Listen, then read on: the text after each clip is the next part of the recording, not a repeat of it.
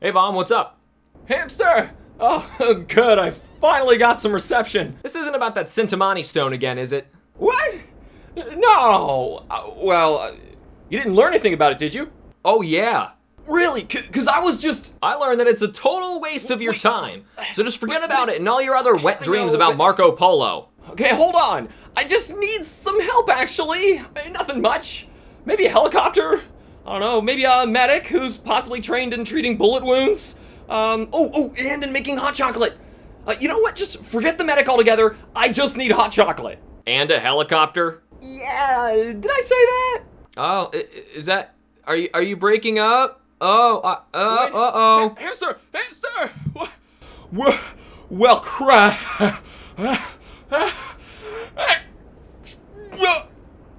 Not today, Nose! You're not the boss of me! Oh yeah?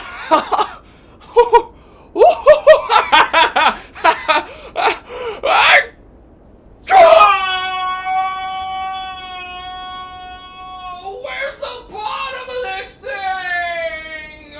Oh, there it is! Uncharted 2 Among Thieves, huh? I guess it's about time we leapt, dove, and parkoured our way back into this crazy world of intense treasure hunting, right, Bomb? Hey, how'd you even find your way back here anyway? I did not tell half of what I saw, for I knew I would not be believed. Spooky.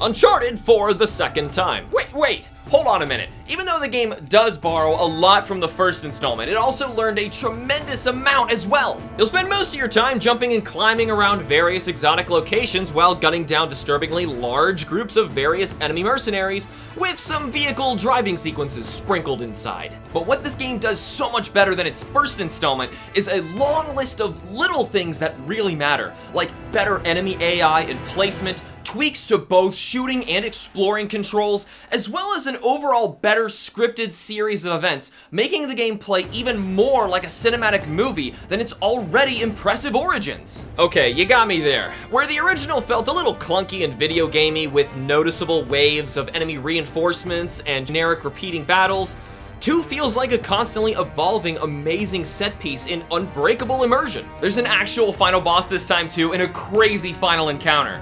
The gameplay this time also brings around so much more to the table that it blends right into the immersion, resulting in a seamless, flawless experience. Even though Nate yet again gets away with gunning down hundreds in foreign countries while never for a second breaking away from his comedic, witty banter. See? Flawless experience! Wait, what's this about a multiplayer mode? Yeah, that was a thing for a while. I'm sure they shut those servers down way back in 2019? Last freaking year? They kept their multiplayer servers running for an entire decade in their single-player focused cinematic adventure game? I guess people do play Uncharted for its gameplay. You wouldn't have seen that in the first one.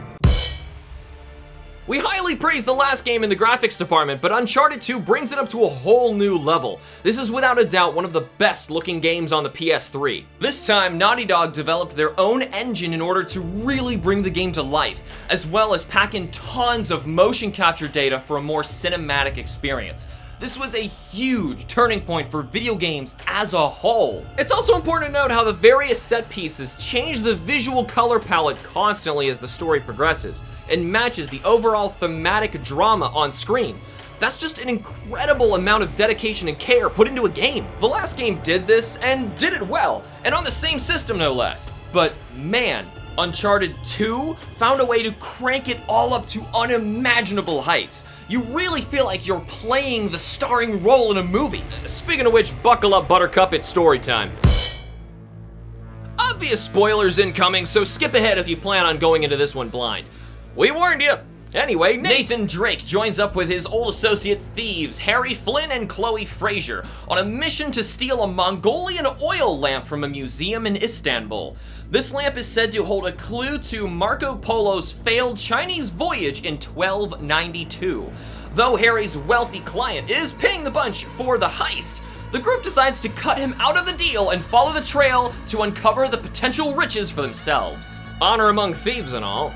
But after discovering a secret hidden map within the lamp, hinting that the missing fleet was shipwrecked in Borneo while carrying a massive jewel called the Sintamani Stone, Harry betrays Nate, leaving him to be caught and arrested for the crime. So we're doing this again. Months later, Nate is freed by Chloe and Sully so the group can tail Harry and his treasure-bound employer, Zoran Lazarevic, in Borneo. With their help, Nate discovers the legendary stone never left the fabled city of Shambhala, but with a mysterious ritual dagger as a key, the way to the lost city can be opened through a temple in Nepal. Unlike this conversation, there's a lot of back and forth and encounters tying all of this together, keeping with the pace of the action, especially in Nepal with a crazy helicopter escape scene as Nate fights his way out of buildings literally crumbling beneath his feet. He also meets up with his former girlfriend, Elena, from the last game, out on a journalistic reporting mission after Lazarevic as well. After Jeff, their cameraman, is killed. No, not Jeff! Elena helps Nate board Lazarevic's moving train, where he is discovered and shot by Harry. Nate blows up a chunk of the train in desperation, toppling half of the derailed train over a cliff, where the shot and disoriented Nate is left dangling from the bottom of the final car, where he needs to carefully climb his way back up to solid ground and recover the lost dagger. This climbing sequence was used in the opening just to give you a little taste of the insanity that is to come.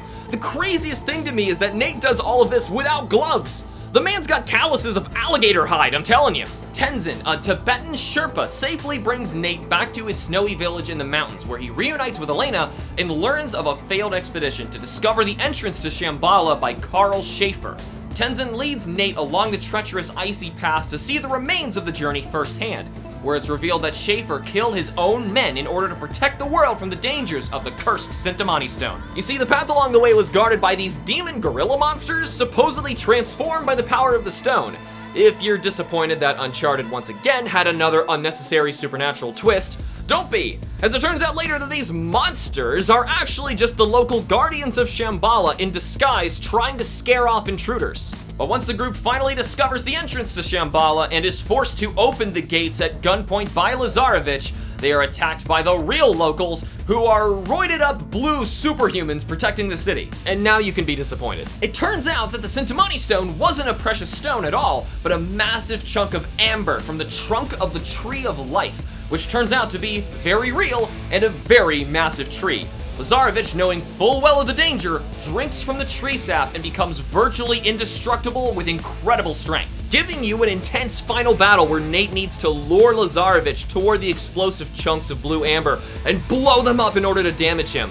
Once defeated, Nate leaves the weakened villain to be slaughtered by the local guardians. But the explosive battle was too much for the city as it all begins to crumble around them, and Nate, Chloe, and Elena make a mad dash to escape with their lives.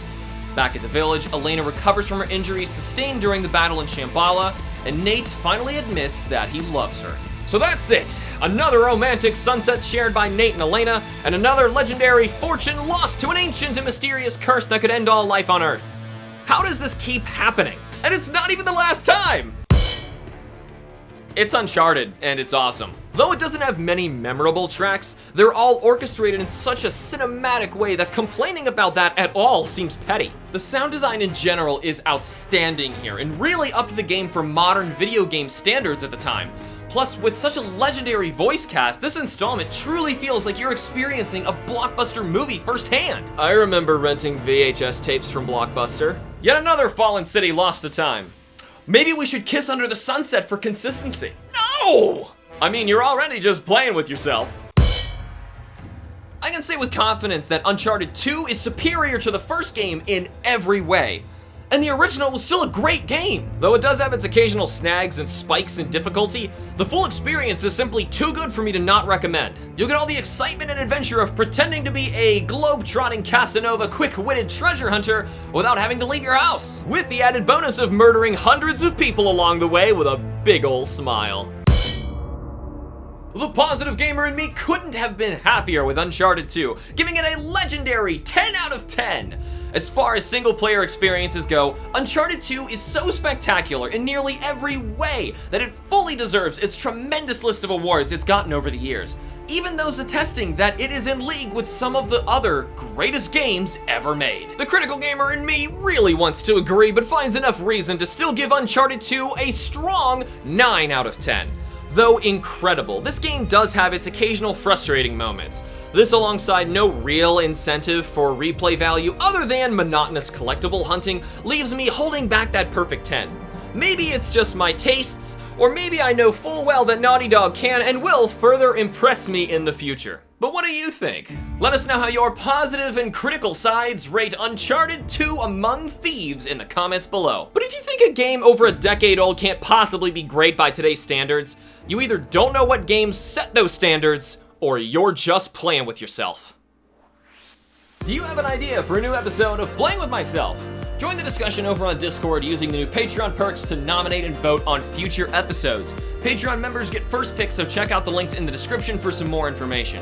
As always, thank you to our amazing Patreon members, Atomic Thomas, Cameron, Arrow, Kai, Ben, Rowan, Erica, Squad Fam, Sid, and Denny. Thank you guys so much for watching. Remember to like the videos and subscribe for more, and I will see you guys in the next video. Bye.